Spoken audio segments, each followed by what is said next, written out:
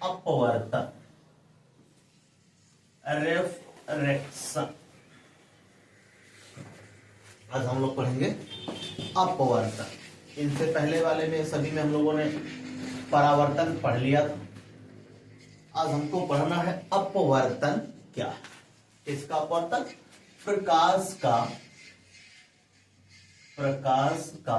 अपवर्तन, प्रकाश का अपवर्तन। ध्यान समझिए अपवर्तन क्या है। पहले अपवर्तन क्या है इसके बारे में पढ़ते हैं, फिर आपको पता चलेगा अपवर्तन किन कारणों से होता है। तो सबसे पहले अपवर्तन क्या है यह समझिए। जब प्रकाश की किरण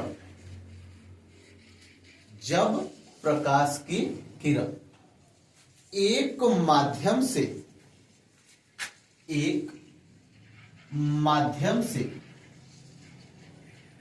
दूसरे माध्यम में जाती है, एक माध्यम से दूसरे माध्यम में जाती है, तो अपने मार्ग से विचलित हो जाती है,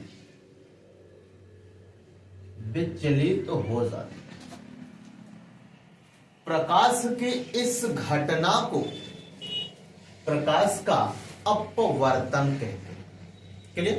एक बार फिर से परिभाषा सुनिए। जब प्रकाश की किरण एक माध्यम से दूसरे माध्यम में जाती है तो अपने मार्ग से विचलित हो जाती है। प्रकाश की इस घटना को हम कहते हैं प्रकाश का अपवर्तन। यानी प्रकाश का जब अपवर्तन होगा तो इनमें जरूरत पड़ेगी क्या? दो माध्यम की। किनकी आवश्यकता पड़ेगी? दो माध्यम की। यानी दो माध्यम होने चाहिए, दो माध्यम। जब तक प्रकाश दो माध्यम में जाएगा नहीं तब तक अपवर्तन की घटना नहीं। ठीक है, ध्यान समझिए। अब बात आती है कि माध्यम कैसे होने चाहिए।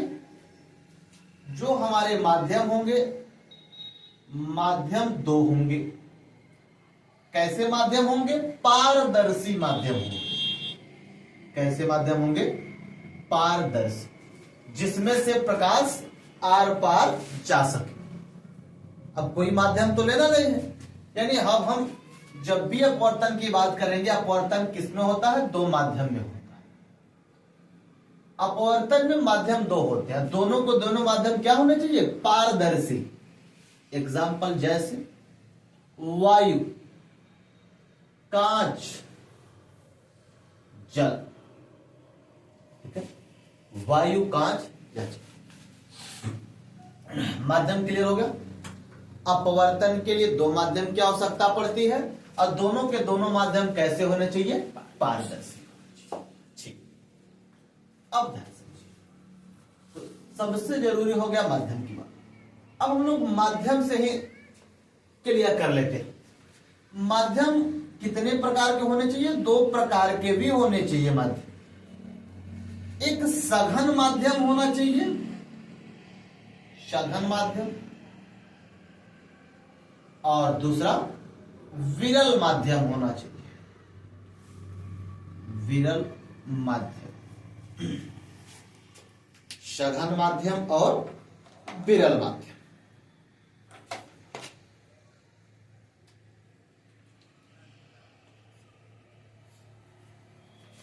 इसको कहते हैं रेयर, और इसको क्या कहते हैं? डेंसर।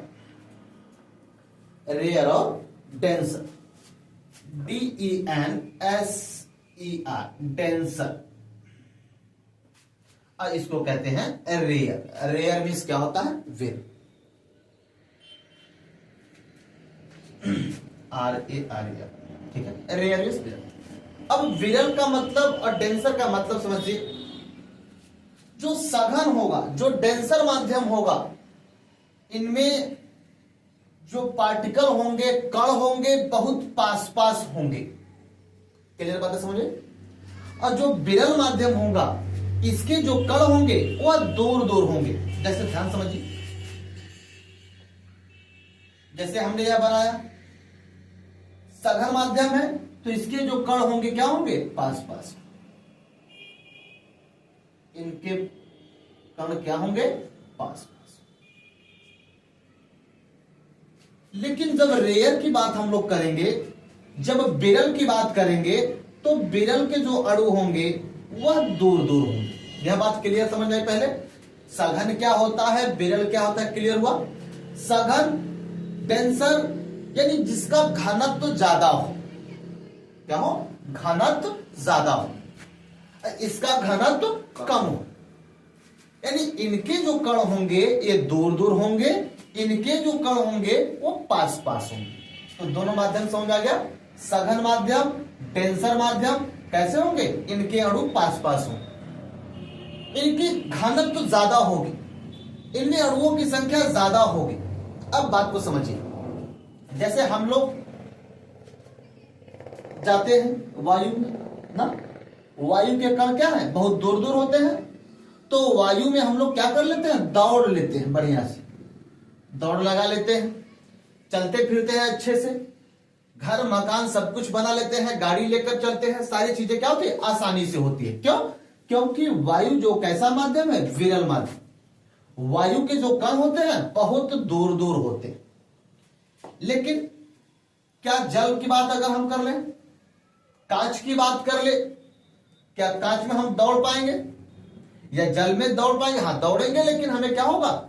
जल्दी थकान महसूस हो जाएगा। क्यों? क्योंकि इनके कण पास पास है। जब पास पास है तो हमारे साथ उनका टकराव होगा, घर्षण होगा, हमारी एनर्जी जल्दी समाप्त हो जाएगी। तो बातें क्लियर हो गई? सघन माध्यम के जो अणु होते हैं पास पास होते हैं, और विरल माध्यम के जो अणु होते हैं दूर दूर होते हैं। अब बात को समझिए, यहां पर बातें क्लियर क्या हुई? जैसे हमने बताया एग्जांपल आपको दौड़ का, तो हम विरल माध्यम में तेजी से दौड़ पा रहे हैं ना, विरल माध्यम में तेजी से दौड़ पा रहे हैं। लेकिन क्या सघन माध्यम में हम तेजी से दौड़ पाएंगे? नहीं। समझ में आई बात? ऐसे ही प्रकाश विरल माध्यम में तो तेजी से चला जाएगा, लेकिन जब बात आएगी सघन माध्यम की, तो सघन माध्यम में कुछ डाउन हो जाएगा, इसके चाल में कुछ परिवर्तन हो जाएगा। अब बातें समझ गई? यानी कभी भी आपसे पूछे अपवर्तन के कारण क्या होते हैं, अपवर्तन के कारण क्या होते हैं, तो एक जवाब आपको देना है, प्रकाश के चाल में अंतर। क्या बताना है? प्रकाश के चाल में अंतर। जब प्रकाश के चाल में अंतर आने लगेगा तो वहां पर कैसी घटना होगी? प्रकाश का अपवर्तन हो जाएगा। क्लियर? अब बात को समझिए, जैसे वायु में प्रकाश गया तो वायु में प्रकाश की चाल तेज होगी। वायु में प्रकाश की चाल होती है 3 × 10⁸ मीटर पर सेकेंड, लेकिन इसको हमने डायरेक्ट किसमें? जल में भेज दिया। तो जल में जो प्रकाश की चाल होती है वह कितना होती है? 2.25 × 10⁸ मीटर पर सेकेंड। यानी वायु में प्रकाश गई तो तेजी से गई, और जैसे ही जल में प्रकाश को भेजना पड़ा तो क्या कुछ प्रकाश के चाल में कुछ अंतर आया, कुछ कमी आई? तो बात को समझिए, जब प्रकाश की किरण कहां? वायु से किसमें जाएगी? जल में। तो कैसी घटना होगी? अपवर्तन। समझ आ गई बात है? जब प्रकाश की किरण वायु से कहां जाएगी? जल में, तो कैसी घटना देगी? प्रकाश का अपवर्तन। बात को समझिए फिर से, वायु कैसा माध्यम हो गया? विरल। जल कैसा माध्यम हो गया? सघन। यानी यही से हम बात करेंगे कि जब प्रकाश की किरण विरल माध्यम से सघन माध्यम में जाती है, विरल माध्यम से सघन में जाती है, तो क्या उसकी स्पीड कम हो जाती है ना? जब उसकी स्पीड कम हो जाती है, यहीं से देखिए थोड़ा सा फिगर ड्रा कर लेते हैं तो ज्यादा समझ में आएगा।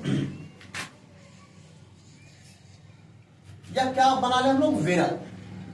पहले समझते हैं ध्यान से, फिर उसके बाद बढ़िया से पढ़ें। विरल यानी विरल में तो तेजी से आया, अब ये भी हम लोग इधर प्रूफ कर लिया कि वायु है तो विरल में तो तेजी से आएगा, लेकिन जैसे ही सघन में पहुंचा तो उतनी तेजी से न जाकर कुछ विलंब की तरफ क्या होता है, झुक जाता है। क्यों? क्योंकि इधर ज्यादा स्पेस मिलता है, इधर ज्यादा फैल के जा रहा था, लेकिन इधर कम स्पेस मिला। क्यों? क्योंकि यह डेंसर माध्यम है, यह सघन माध्यम है, इसके अणु पास पास हैं और इसके अणु दूर दूर है। जब इसके अणु दूर दूर हैं तो इधर प्रकाश को जगह मिल रहा था, इधर वह फैल कर आ रहा था, लेकिन इधर जगह कम मिलेगा, इसलिए प्रकाश सिकुड़ जाए। क्लियर हुई बात है? जब प्रकाश की किरण विरल माध्यम से सघन माध्यम में जाती है तो अविलंब की तरफ झुक जाती। समझ में आ गई बात है? यानी विचलन, पहले हमने क्या पढ़ा कि जब प्रकाश की किरण एक माध्यम से दूसरे माध्यम में जाती है तो अपने मार्ग से विचलित हो जाती है, अपने मार्ग से भटक जाती है, तो प्रकाश की इस घटना को अपवर्तन कहते हैं। लेकिन जो भटकाव वो दो तरह से होता है। पहला क्या? जब विरल से सघन में आए, जब विरल से सघन में आए तो क्या होगा, अविलंब की तरफ झुक जाएगी। क्यों झुकेगी? क्योंकि इधर इसके पार्टिकल पास पास हैं, इधर स्पेस कम हो रहा है, इसलिए झुक जाएगी। क्लियर होगी बात? अब जस्ट इसी का उल्टा हम लोग कर लेते हैं। इधर तक बात हम लोग समझ लिए हैं, इधर और यही बातें जब हम उल्टा कर दे,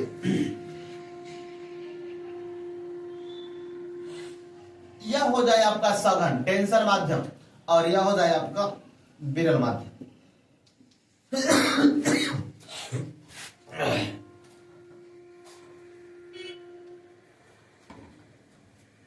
समझिए, यह हो गया आपका सघन, यह हो गया विरल। तो जब प्रकाश की किरणें सघन माध्यम से किसमें जा रही हूं, विरल में, तो विरल में स्पेस ज्यादा मिलेगा, जगह ज्यादा होगा, तो क्या हो जाएंगी, फैल जाएंगी, यानी अविलंब से दूर हो जाएगी। क्या बताना है आपको कि जब प्रकाश की किरण सघन माध्यम से विरल माध्यम में जाती है तो अविलंब से दूर हट जाती है, दूर हट जाती है या फैल जाती है। दोनों बातें समझ आ गई? पहली बात क्या थी, जब विरल से सघन में जाएगी तो सघन में जगह कम मिलेगा तो अविलंब की तरफ झुक जाएगी, और जब सघन से कहां जाएगी, विरल में, तो विरल में क्या हो जाएगी, दूर हट जाएगी। क्लियर होगी बात? अब समझिए, यानी प्रकाश के अपवर्तन का मुख्य कारण कभी पूछे तो क्या बताना है आपको, प्रकाश के चाल में परिवर्तन। यानी पहला बात क्या बताना है, भिन्न भिन्न माध्यम में प्रकाश की चाल का भिन्न भिन्न होना। भिन्न भिन्न का मतलब क्या, अलग अलग, यानी अलग अलग माध्यम में प्रकाश के चाल का अलग अलग होना ही प्रकाश के अपवर्तन का कारण है। ठीक है? कभी भी आपसे पूछे कि प्रकाश के अपवर्तन का कारण बताइए, तो क्या बताना है, प्रकाश का क्या है, भिन्न भिन्न, यानी अलग अलग माध्यमों में अलग अलग चाल ही प्रकाश के अपवर्तन का कारण है।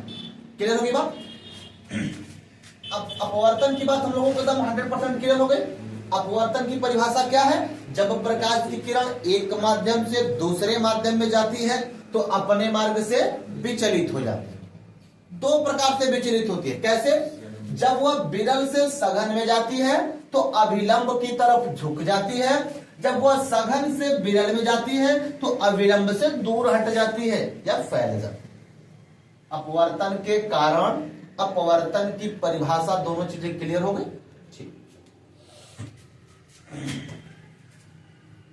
अच्छा, कभी यहीं पर एक बात आपसे पूछ ले कि जब प्रकाश की किरण अभिलंबवत पड़ रही हूं, अभिलंबवत मतलब 90 डिग्री पर पड़ रही हूं, तो क्या उसमें अपवर्तन की घटना होगी कि नहीं होगी?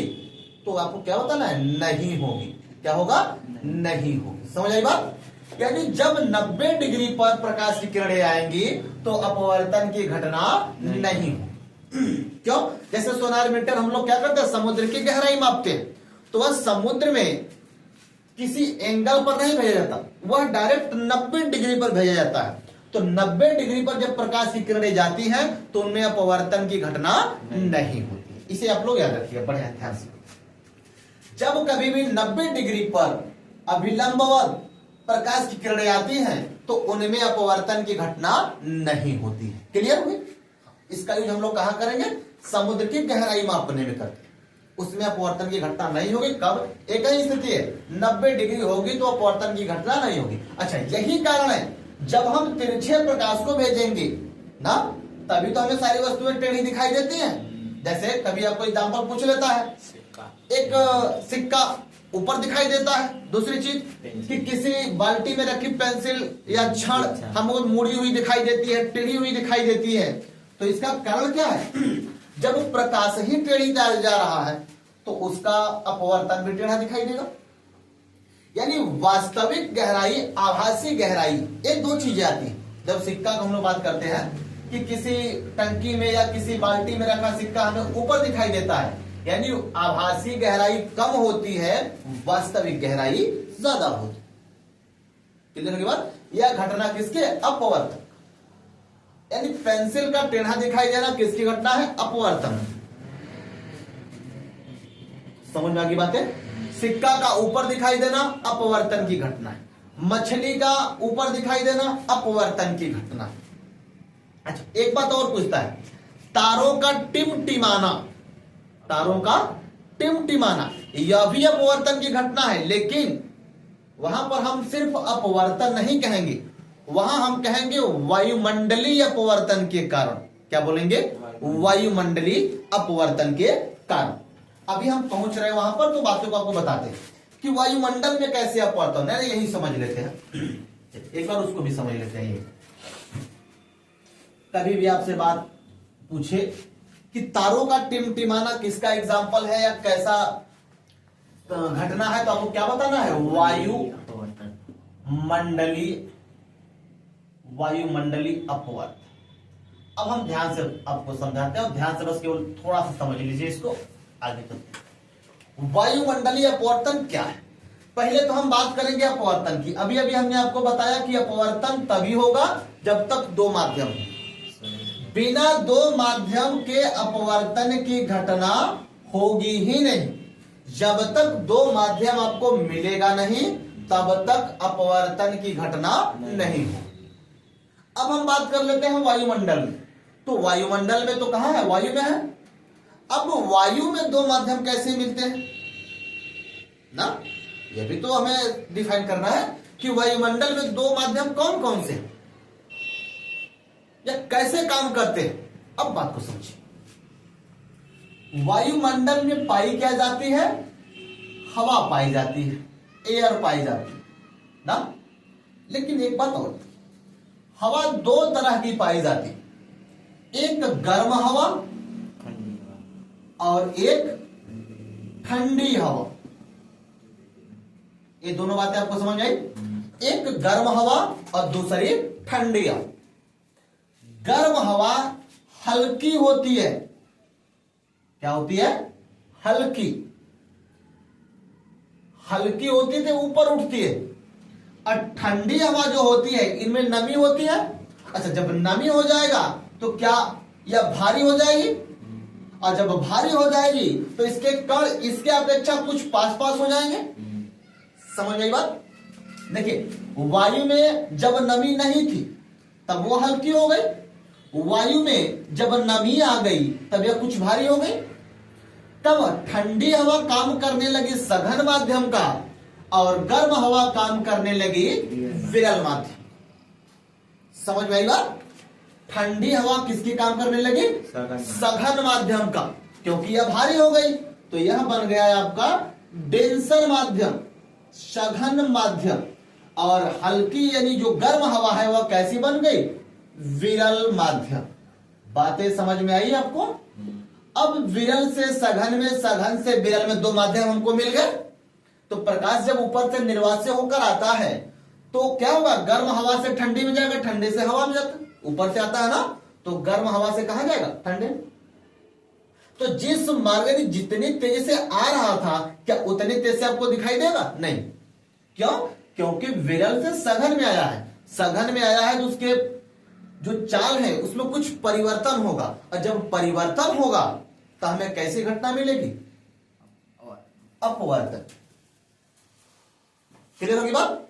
जब माध्यम में डिफरेंस होगा, यानी विरल से सघन में जाएगा तो उसके चाल में परिवर्तन होगा, और जैसे ही चाल में परिवर्तन हो गया हमारा क्या बन गया, अपवर्तन। तो वायुमंडलीय अपवर्तन समझ में आया। वायुमंडलीय अपवर्तन का एग्जांपल क्या है, तारों का टिमटिमाना। समझ आई बात। तो अपवर्तन हमने देखा, अपवर्तन में हमने इसको भी देख लिया, वायुमंडलीय अपवर्तन क्या है। ठीक है, आगे से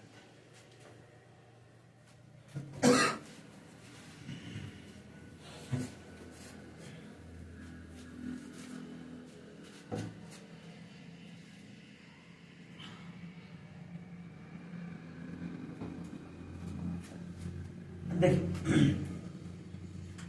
एक बार फिर से सुन लीजिए। अपवर्तन की परिभाषा हमने क्या बताई, जब प्रकाश की किरण एक माध्यम से दूसरे माध्यम में जाती है तो अपने मार्ग से विचलित हो जाती है या भटक जाती है। प्रकाश की इस घटना को क्या बोलते हैं, अपवर्तन। ठीक है, अपवर्तन के लिए दो माध्यम की हमें आवश्यकता पड़ती है। ठीक है, तो अपवर्तन, अच्छा कभी पूछे अपवर्तन कितने प्रकार से होता है, तो दो प्रकार से अपवर्तन होता है।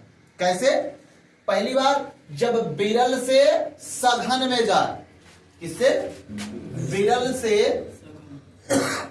सघन में जाए, तो विरल से सघन में जाएगा तो क्या होगा, इधर सघन का मतलब डेंसर, यानी पूरा का पूरा कण इसके पास पास होंगे, तो यह अविलंब की तरफ झुक जाएगी। दूसरा, सघन से विरल में जब आएगी तो क्या हो जाएगी, अविलंब से दूर हट जाएगी। ये दोनों बातें क्लियर हो गई। अब आते हैं अपवर्तन के नियम। अपवर्तन के नियम,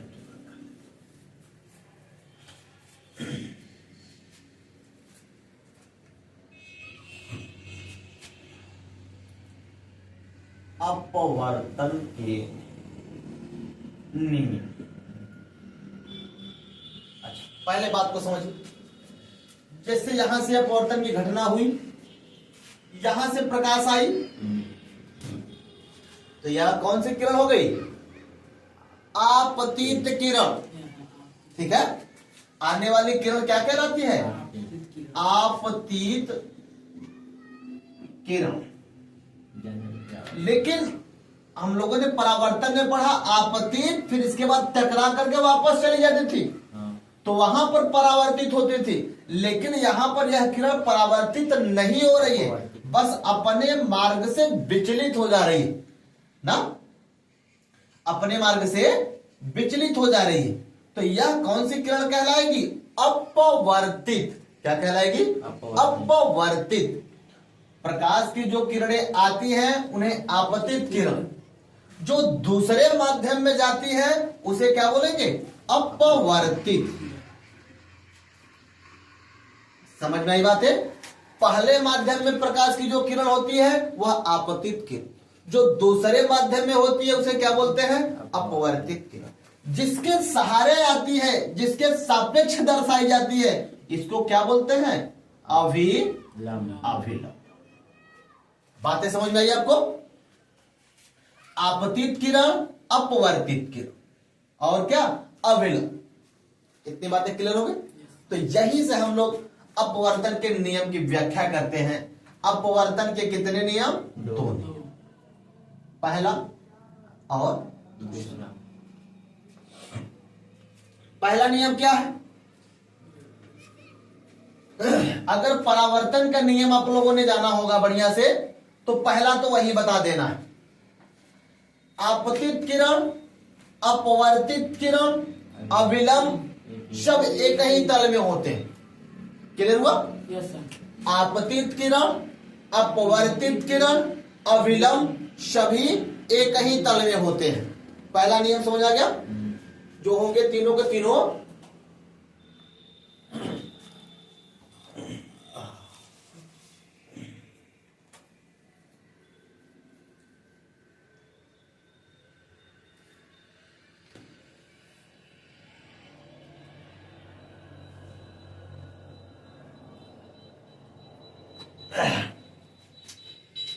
पहला बात समझ में आया कि नहीं नियम?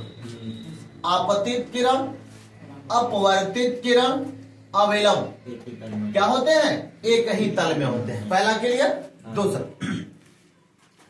अविलंब से जो आपतित किरण कोण बनाती है इसको क्या बोलते हैं? आपतन कोण। क्या बोलते हैं? आपतन। अपवर्तित किरण जो अविलंब से कोण बनाती है इसको क्या बोलते हैं? अपवर्तन कोण। इसको आर से रिप्रेजेंट कर, ठीक है? इतनी बातें क्लियर हो गई। अब समझिए दूसरा नियम। पहला नियम तो सिंपल है, जो हमने नाम दिया है इन्हें नाम को लिख देना है, सबके सब एक ही तल में होते हैं। क्लियर? आपतित किरण, अपवर्तित किरण, अविलंब, आपतन बिंदु सबके सब एक ही तल में होते हैं। दूसरा नियम क्या बताना है आपको?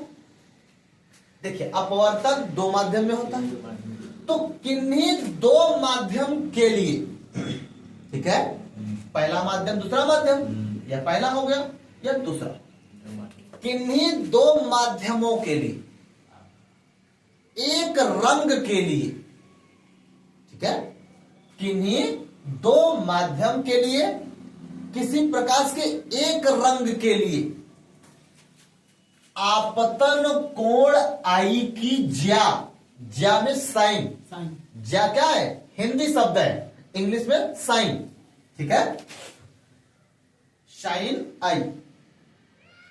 फिर से सुनिए, किन्हीं दो माध्यम के लिए किसी एक रंग के प्रकाश के लिए, क्लियर हो नहीं?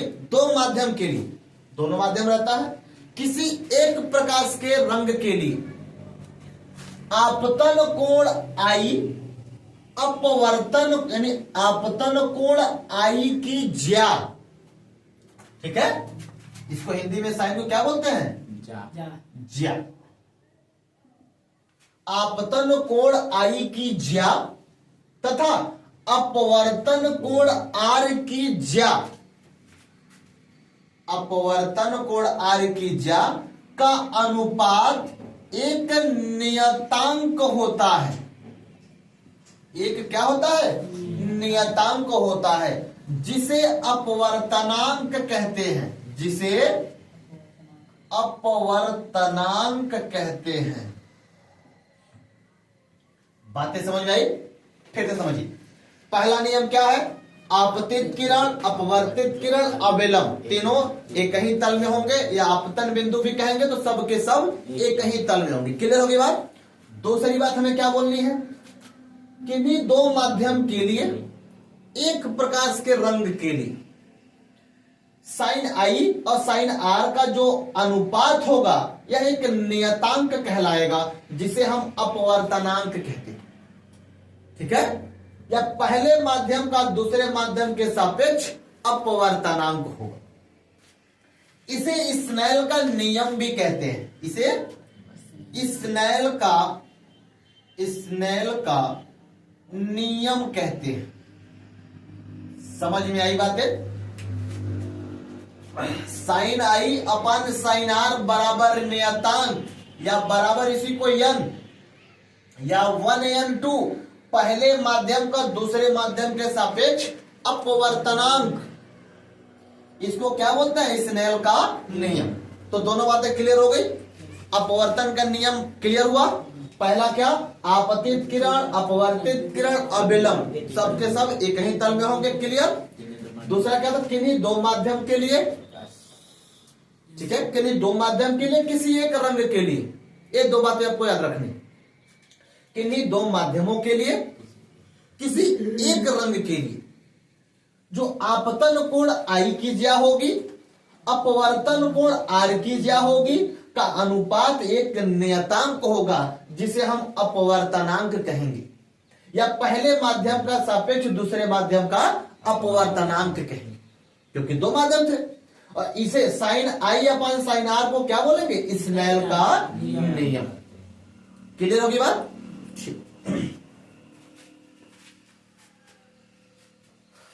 ये सब क्लियर हो गया ना? मिटा आगे। अब हम बात करते हैं अपवर्तनांक की ना, क्योंकि जब अपवर्तनांक हमने देख ही लिया तो अपवर्तनांक की बात करते हैं। अच्छा, एक रंग की बात हमने की थी ना, कि किसी एक रंग के लिए, अभी आगे हम आपको बताएंगे जब प्रिज्म पढ़ाएंगे तो उसमें प्रकाश की कलर विवियोर जब हमें मिलेगी तो वहां पर हम आपकी इसकी बहुत अच्छे से व्याख्या करेंगे।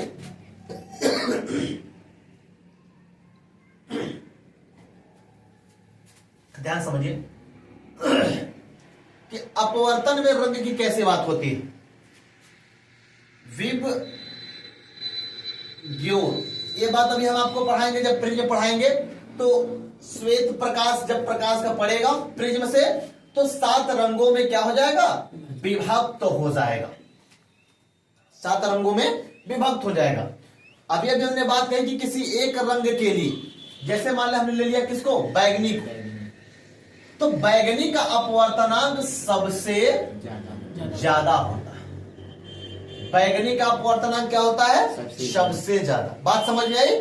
तो अभी तो हम लोग अपवर्तनांक निकाल रहे थे, एक माध्यम का दूसरे माध्यम के सापेक्ष अपवर्तनांक, इसका सबसे ज्यादा, फिर क्या हो जाएगा? रेड का सबसे कम। कभी भी पूछे अपवर्तनांक सबसे ज्यादा किसका होता है? बैगनी। अपवर्तनांक किसका होगा? बैगनी का। कभी पूछे प्रकिरण, प्रकिरण, प्रकिरण, किरण, प्रकिरण सबसे ज्यादा किसका होता है? बैगनी का। किसका होता है? बैगनी का। फैलाव सबसे ज्यादा किसका होता है? बैगनी का। प्रकिरण का मतलब ये होता है फैलाव। विचलन सबसे ज्यादा किसका होता है? बैगनी का। विचलन का मतलब झुकाव, सबसे ज्यादा किसमें डिफ्लेक्शन होगा, विचलन होगा, तो किसमें होगा? बैगनी का। समझ में आई बात? देखिए, अपवर्तनांक जिसका ज्यादा होगा, पहले ध्यान समझ लीजिए एक बात और है इस पर, अभी हम आपको थोड़ा सा आगे बताएंगे, लेकिन यहां पर थोड़ा सा केवल समझ लीजिए आप। अपवर्तनांक जिसका ज्यादा होगा वह माध्यम उतना ही सघन होगा। समझ में आई बात? जिसका अपवर्तनांक कम होगा वह माध्यम विरल कहलाएगा। अपवर्तनांक जिसका ज्यादा होगा वह माध्यम सघन कहलाएगा। जैसे वायु का अपवर्तनांक अगर हम लोग देखें तो कितना होता है? 1.003 ना। सबसे कम अपवर्तनांक किसका होता है? हवा का, वायु का। क्लियर हुआ? तो वायु कैसा माध्यम है? विरल। लेकिन जस्ट इसी के बाद हम लोग तुरंत जल का अपवर्तनांक देख ले, 1.33, 1.33। देखिए, वायु की अभी हमने बात की तो वायु का था 1.003 और अभी हमने बात की जल की तो 1.33। यह माध्यम तो विरल हो गया, लेकिन यह माध्यम कैसा हो गया? सघन। बातें समझ में आई कि नहीं? अभी आपको कि जिसका अपवर्तनांक ज्यादा होगा, जिसका अपवर्तनांक ज्यादा होगा वह सघन माध्यम कहलाएगा। अब बात को समझिए, और जिसका अपवर्तनांक ज्यादा हो जाएगा तो उसमें प्रकाश की चाल कम हो जाएगी। उसमें प्रकाश की चाल क्या हो जाएगी? कम हो जाएगी। क्लियर हुई बात? यानी जब हम बात करेंगे जस्ट इसका आगे, लेकिन यहीं पर इसको थोड़ा सा समझ ही लीजिए, जब टॉपिक आ गया तो समझ ही लीजिए। अपवर्तनांक ज्यादा तो माध्यम कैसा? सघन। अपवर्तनांक ज्यादा तो प्रकाश की चाल क्या? कम। अपवर्तनांक ज्यादा तो प्रकाश की चाल कम। क्यों? क्योंकि सघन हो गया। और सघन में प्रकाश की चाल कम हो गई, विरल माध्यम में प्रकाश की चाल ज्यादा। क्लियर होगी बात? अपवर्तनांक समझ में आया? यानी बैगनी के लिए अपवर्तनांक सबसे ज्यादा, बैगनी के लिए प्रकीर्णन सबसे ज्यादा, बैगनी के लिए फैलाव सबसे ज्यादा, बैगनी के लिए विचलन सबसे ज्यादा। क्लियर? अब तब रेड की क्या बात है? रेड का सब कुछ सबसे कम होगा, अपवर्तनांक सबसे कम, प्रकीर्णन सबसे कम, फैलाव सबसे कम, विचलन सबसे कम। किसका? रेड का। लेकिन इसका ज्यादा क्या होता है? तरंग दैर्घ्य। क्या होता है? तरंग दैर्घ्य, वेवलेंथ। क्या ज्यादा होता है? तरंग दैर्घ्य, वेवलेंथ। कभी भी पूछे तरंग दैर्घ्य सबसे ज्यादा किसका, तो क्या बताना है? रेड का, लाल। समझ में आ गई बातें? सबसे कम तरंग दैर्घ्य किसका? बैगनी का। सबसे ज्यादा तरंग दैर्घ्य रेड का। सबसे कम तरंग दैर्घ्य किसका? बैगनी का। बैगनी का एक चीज क्या होता है? सबसे कम होता है, उसका नाम क्या है? तरंग दैर्घ्य, वेवलेंथ।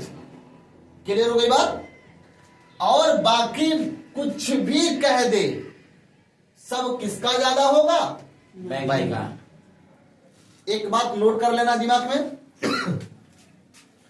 बैगनी का सिर्फ तरंग दैर्घ्य सबसे कम होता है, बाकी कुछ भी आपसे पूछ ले क्या बताना है? सबसे ज्यादा। और रेड का केवल तरंग दैर्घ्य सबसे ज्यादा होता है, बाद बाकी कुछ पूछ ले क्या बताना है? सबसे कम, सबसे कम, सबसे कम, सबसे कम।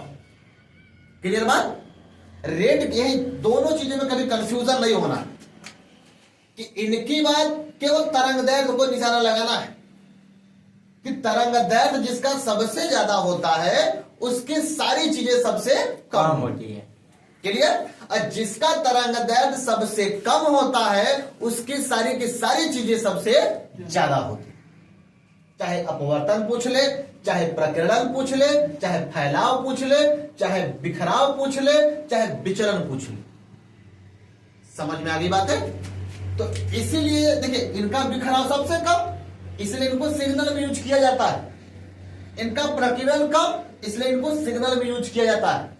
जो ट्रेनों में रेड कलर की बत्ती जलती है, दूर तक दिखाई देती है, लेकिन अगर यही बातें बैगनी हो जाए तो 100 मीटर, 150 मीटर, 200 मीटर के बाद आपको बत्ती पता ही नहीं चलेगा। क्यों? क्योंकि वो फैल जाती है वातावरण में, वातावरण के प्रकाश में पूरा का पूरा घुल मिल जाता है। क्लियर? तभी तो इसका फैलाव ज्यादा था, इसका विचलन ज्यादा था, इसका अपवर्तनांक ज्यादा था, इसका प्रकीर्णन ज्यादा था। क्लियर हो गई इतनी बात? ठीक, ध्यान रखिएगा, बाद में इसका भी हम चर्चा करेंगे। तो केवल कलर की बात आई थी ना, हम लोगों ने क्या पढ़ा था? अपवर्तन के नियम में रंग की बात आई थी कि किसी एक रंग के लिए तो बैगनी के लिए अपवर्तनांक निकाल लेंगे ना। रेड, अगर हमसे यही पूछ ले क्या बैगनी रंग के प्रकाश में जो प्रकाश की चाल होगी या बैगनी कलर में जो प्रकाश की चाल होगी क्या होगी? रेड की अपेक्षा क्या होगी? कम होगी। क्यों? क्योंकि इसका अपवर्तनांक ज्यादा है, और जिसका अपवर्तनांक ज्यादा होता है तो उसका क्या होता है? वो सघन माध्यम कहलाती है, और सघन माध्यम में प्रकाश की चाल क्या होती है? कम। क्लियर होगी बात? तो अब कभी भी किसी रंग के लिए पूछे आपसे कि प्रकाश की चाल किस में कम होगी, किस में ज्यादा होगी, बता लोगे? कभी पूछे रेड में प्रकाश की चाल सबसे कम, सॉरी सबसे ज्यादा। क्यों? क्योंकि इसका अपवर्तनांक सबसे कम है। क्लियर हुआ? रेड में प्रकाश की चाल सबसे ज्यादा, बैगनी में प्रकाश की चाल सबसे कम। ठीक है? प्रकाश की चाल, प्रकाश की चाल की बात करेगी, किसकी? कलर की बात कर ले। कभी भी आपको दे दे ना, बैगनी में कैसा होगा?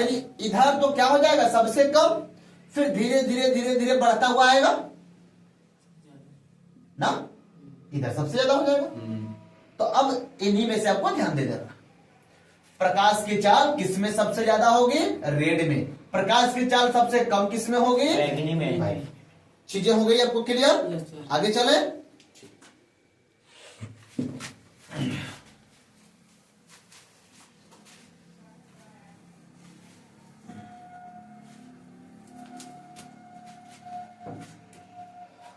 अपवर्तनांक की बात थी तो अपवर्तनांक हेडिंग में ही पढ़ लेते हैं। अपवर्तनांक, अपवर्तन, तो पानी पी लेते।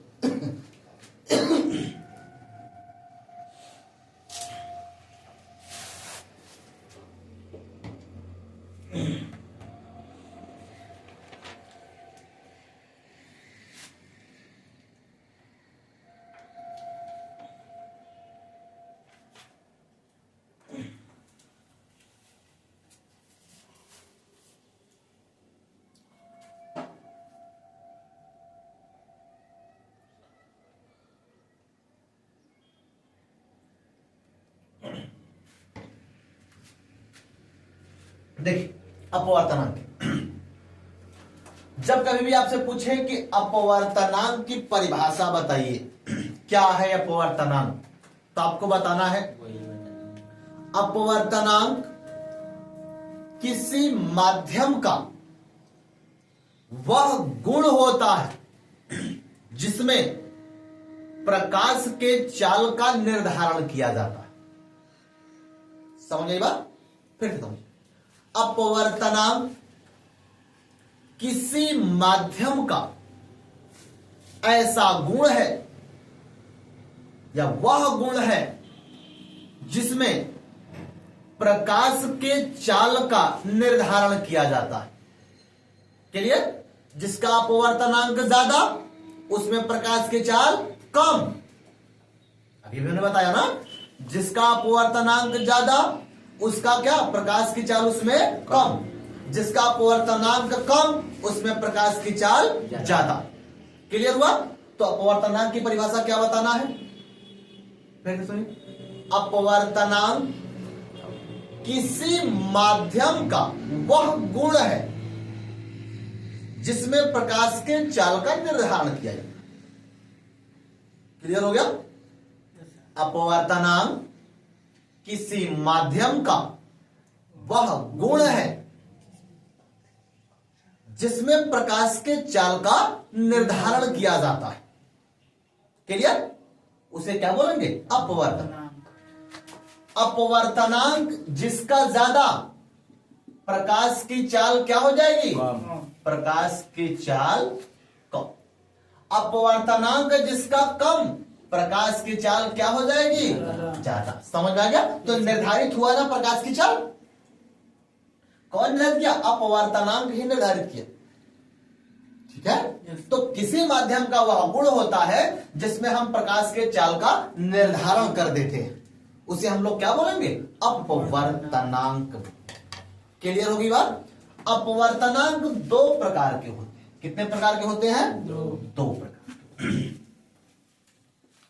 पहला है निरपेक्ष अपवर्तनांक। निरपेक्ष अपवर्तनांक। और दूसरा क्या है? सापेक्ष अपवर्तनांक। ठीक है? तो यही समझ लेते हैं इसको। निरपेक्ष अपवर्तनांक क्या है, सापेक्ष अपवर्तनांक क्या? निरपेक्ष का कहने का मतलब समझिए, जब प्रकाश की किरण निर्वात से आ रही हो, किसी के सापेक्ष ना आ रही हो ना, यानी बात को ध्यान समझिए। जब हम निरपेक्ष अपवर्तनांक की बात कर रहे हो या निरपेक्ष अपवर्तनांक की गणना कर रहे हो तो उसमें एक माध्यम निर्वात होना ही चाहिए। समझ आई बात? अब क्या बोलेंगे कि निर्वात में प्रकाश की चाल और माध्यम में प्रकाश की चाल के अनुपात को निरपेक्ष अपवर्तनांक। निर्वात में प्रकाश की चाल और माध्यम में प्रकाश की चाल के अनुपात को क्या बोलेंगे? निरपेक्ष अपवर्तनांक। समझ आ गई बात है? अभी फार्मूला से देखते।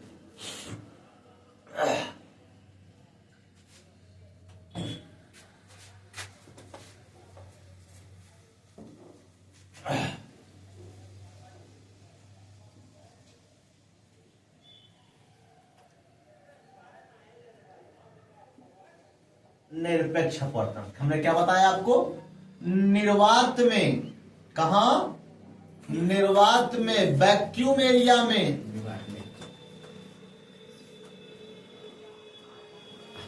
निर्वात में प्रकाश की चाल अपान माध्यम में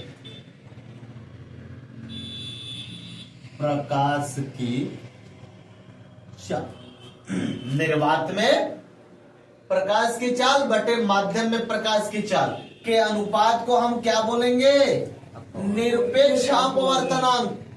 और इसी के नीचे हम लोग बात कर लेंगे किसकी? सापेक्ष अपवर्तनांक की।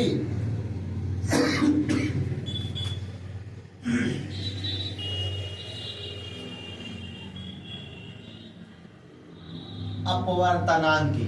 तो सापेक्ष का मतलब समझिए कि किसी के सापेक्ष हमें जैसे लेना हुआ तो हम आप दोनों में तुलना करेंगे तो इनके सापेक्ष ए, यानी जब दो माध्यम हो तो कैसी चाल मिलेगी या कैसा अपवर्तनांक मिलेगा? सापेक्ष। पहले माध्यम में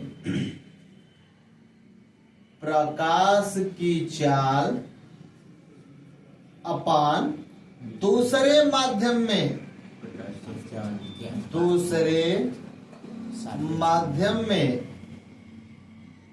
प्रकाश की चाल, इसको क्या बोलेंगे? सापेक्ष अपवर्तनांक। बातें समझ में आ गई? निरपेक्ष अपवर्तनांक में निर्वात में प्रकाश की चाल होनी ही चाहिए। यह किसी के सापेक्ष की बात नहीं करता, लेकिन सापेक्ष दो माध्यम की बात करता है कि पहले माध्यम में भी प्रकाश की चाल और दूसरे माध्यम में भी प्रकाश की चाल का जब हम अनुपात निकालते हैं तो वह कैसा अपवर्तनांक हमारे पास आता है? सापेक्ष। निरपेक्ष अपवर्तनांक जब हम निर्वात में प्रकाश की चाल और माध्यम में प्रकाश की चाल का अनुपात निकालते हैं तो कैसा बनता है? निरपेक्ष अपवर्तनांक। इसे बढ़िया से ध्यान से रखिएगा। सिंबल एन से रिप्रेजेंट करते हैं। निर्वात में प्रकाश की चाल C और माध्यम में प्रकाश की चाल V। N बराबर C अपान V। इसे आप रट जाइए, क्योंकि कभी भी आपसे पूछ ले किसी माध्यम में प्रकाश की चाल आपको चाहिए तो इसी फार्मूले से निकलेगा। बस क्या होना चाहिए? आपको अपवर्तनांक पता होना चाहिए। तो कुछ माध्यम के अपवर्तनांक अभी हम जान लेते हैं, फिर उस माध्यम में हम अपवर्तनांक में क्या निकालेंगे? प्रकाश की चाल निकालेंगे। समझ में आई बात? अपवर्तनांक अगर हमें पता हो गया, क्योंकि यही बात थी अपवर्तनांक क्या बताता है? प्रकाश की चाल को निर्धारित करता है। तो जैसे ही हमें किसी भी माध्यम का अपवर्तनांक पता लग जाए तो हम बता सकते हैं कि उसमें प्रकाश की चाल कितनी होगी। तो ठीक है, अभी हम लोग देखते हैं, कुछ माध्यम का अपवर्तनांक लिखते हैं, उसके बाद फिर हम इस फार्मूले का यूज करते हैं। ठीक है,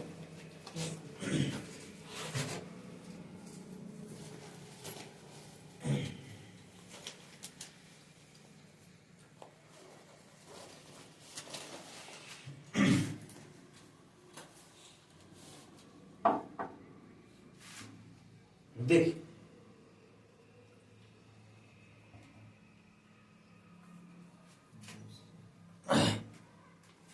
पहले देखिए माध्यम और अपवर्तनांक।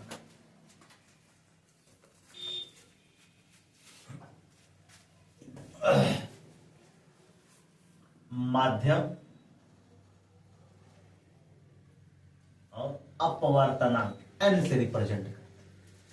पहला माध्यम हम क्या ले लें? वायु। इसका अपवर्तनांक कितना होता है? 1.0003 अपवर्तन। क्लियर होगी बात? अच्छा, अपवर्तनांक का मात्रक नहीं होता, क्यों? क्योंकि दोनों ही माध्यम में तो वही बात होती है, प्रकाश की चाल तो दोनों मात्रक कट जाएंगे। जब दोनों मात्रक कट जाएंगे इसका कोई मात्रक नहीं। दूसरा माध्यम हम ले ले जल। कितना होता है? 1.3।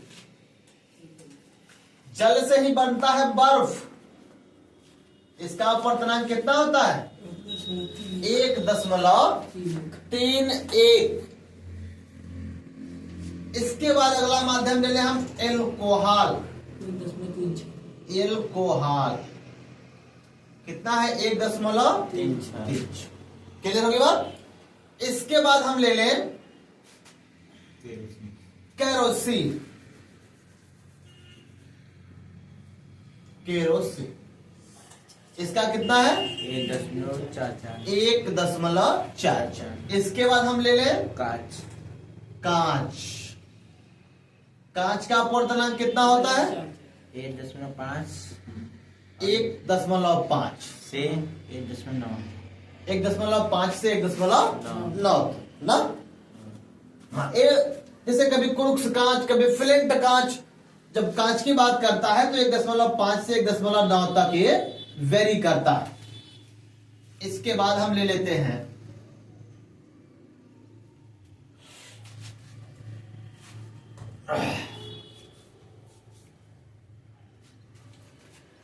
हीरा को दिखा देते हैं। एक क्राउन कांच है उसको भी दिखा देते हैं। क्राउन कांच को भी दिखा लीजिए। क्राउन कांच है कितना है 1.52। इसके बाद बचता है आपका हीरा 2.4। अब बात को समझिए। अभी और है एनसीईआरटी में जितना भी दिया होगा हम आपको फिर से लिखवाएंगे, फिर से सारी चीजें। बस आप केवल समझिए कि माध्यम आपको दे दे, अब प्रकाश की चाल आपका निर्धारण करने के लिए बोल दे। जैसे कभी बोल दिया वायु में तो सबको पता है।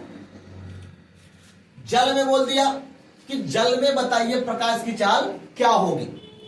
जल का अपवर्तनांक आपको दे रखा है ना, जल का अपवर्तनांक आपको दे रखा है और आपसे पूछ दे कि आप बताइए जल में प्रकाश की चाल क्या होगी, तो फार्मूला आपके पास क्या है n बराबर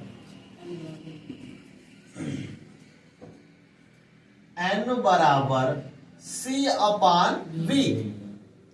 C क्या है निर्वात में प्रकाश की चाल है, तो निर्वात में प्रकाश की चाल बराबर आप क्या जानते हैं 3 × 10⁸ मीटर पर सेकेंड।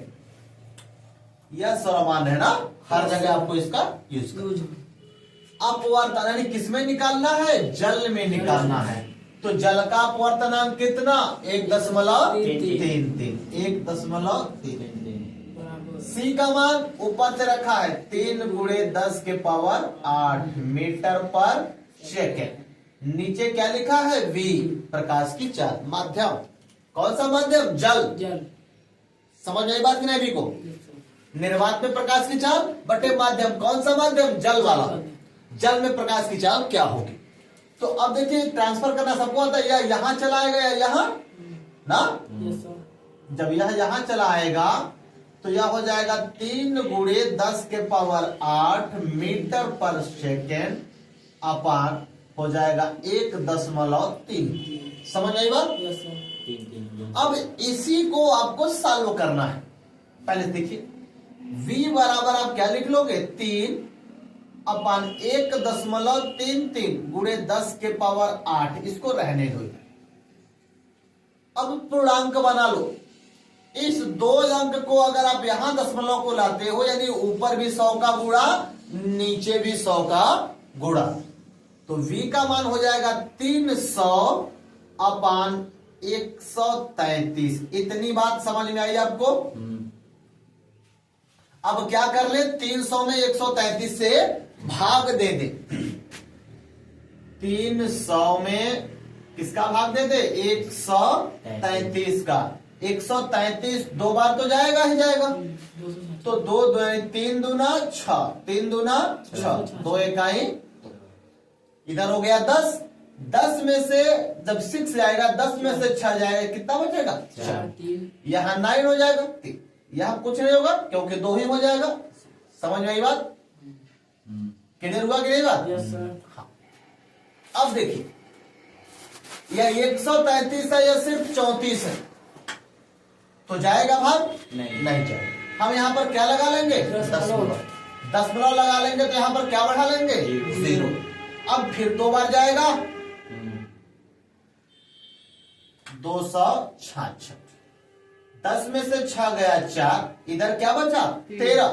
13 में से 6 गया 7, इधर आपका क्या हो जाएगा, ठीक है। अब एक बार का दशमलव लग गया है, बार बार दशमलव तो लगेगा नहीं।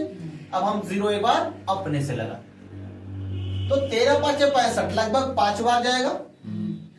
5 तिहाई 15, 5 तिहाई 15 1 16, 5 इकाई 5, 5 1 6, यह हो गया 5 7, यही होगा ना। यानी लगभग अब उस बार 74 था, इस बार 75 है, फिर 5 बार जाएगा। समझ आई बात कि नहीं? तो कितना है? 2.25 2.25 गुणे 10 के पावर 8 मीटर पर सेकंड। समझ में आई बातें? Yes sir. किसी भी माध्यम का अपवर्तनांक आपको दे दे, उस माध्यम में प्रकाश की चाल आपसे पूछ ले, या उस माध्यम में क्या होगी प्रकाश की चाल, तो आप क्या करेंगे? ऐसे ही सॉल्व करेंगे। बर्फ में देगा, बर्फ का यहां पर लिख दीजिए। केरोसिन का देगा, केरोसिन का लिख दीजिए यहां पे, ठीक है। कांच का देगा, कांच का लिख लीजिए। बात को समझिए, सबसे ज्यादा अपवर्तनांक किसका है? हीरा का। तो हीरा में यानी प्रकाश की चाल क्या होगी? सबसे कम, क्योंकि इसके जितना अपवर्तनांक ज्यादा वह सघन डेंसर माध्यम, यानी उसका घनत्व उतना ज्यादा हो जाएगा ना, उसके पार्टिकल उतने पास पास होंगे, तो प्रकाश उतनी तेजी से चल नहीं पाएगा। क्लियर होगी बात? समझ में आई? पूरी बातें क्लियर हुई कि नहीं? अपवर्तनांक समझ में आया? अपवर्तनांक आपको दे देगा, प्रकाश की चाल आपको निकालना है, तो n बराबर C/V से आप निकाल लीजिएगा। कोई दिक्कत परेशानी है तो बता दीजिए, ध्यान समझिए। अब कोई माध्यम आपको दे दे, किसी माध्यम में केवल एक फार्मूला लगाइए और उसमें प्रकाश की चाल निकाल लीजिए। कांच में निकालने के लिए कहे लिख लीजिए, क्राउन कांच में कहे लिख लीजिए, केरोसिन में कहे लिख लीजिए, एल्कोहल में कहे निकाल लीजिए। समझ में आ गई बात है? Yes sir.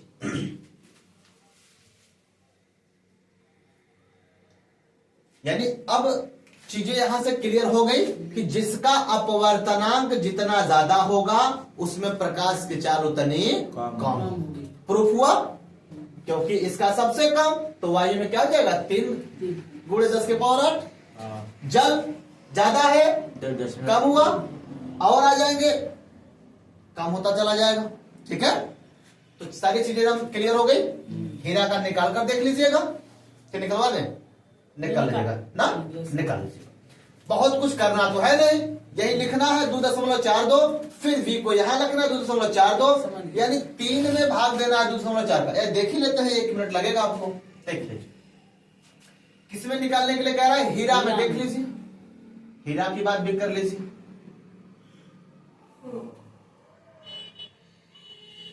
देखिए, हीरा की बात करता है तो हीरा का अपवर्तनांक होता है 2.42। अब यहाँ हो जाएगा 2.42, यहाँ हो जाएगा 2.42, अब यहाँ पर हो जाएगा 242। अब क्या करना है? 300 में कितने का भाग देना है? 242 का। पहली बार कितनी बार हो जाएगा? 1। तो 242 कितना आया? 8। यहाँ कितना आया? 5। यहाँ 10.0, 2 बार जाएगा। एक ही हो जाएगा, चल जाएगा। 580 है ना, तो हो जाएगा। देखिए, 2 दूना 4, 4 दूना 8, 2 दूना 4, कितना? 6। यार आपका 7 हो गया ना? अब 17 आ जाएगा 9, फिर 0 लगा लेंगे। अब कितनी बार जाएगा? 2 चौके 8, 4 बार चला जाएगा ना, तो कितना आ गया? 1.24। समझ में आया? अपवर्तनांक सबसे ज्यादा, प्रकाश की चाल कितनी हो गई? 1.24। सबसे क्लियर होगी बात? तो अपवर्तनांक क्या निर्धारित करता है? प्रकाश की चाल। क्लियर होगी बात है? एक बार फिर से सुन लीजिए, फिर इसको समाप्त कर लेते हैं। अपवर्तनांक की कभी परिभाषा पूछे तो क्या लिखना है? अपवर्तनांक किसी माध्यम का वह गुण होता है जिसके द्वारा प्रकाश के चाल का निर्धारण किया जाता है। अपवर्तनांक 2 प्रकार के, सापेक्ष और निरपेक्ष। निरपेक्ष अपवर्तनांक उसे कहते हैं जिनमें एक माध्यम निर्वात हो, यानी निर्वात में प्रकाश की चाल और माध्यम में प्रकाश की चाल के अनुपात को निरपेक्ष अपवर्तनांक, और पहले माध्यम में प्रकाश की चाल और दूसरे माध्यम में प्रकाश की चाल का जो अनुपात होगा वह सापेक्ष अपवर्तनांक है। बातें क्लियर हो गई?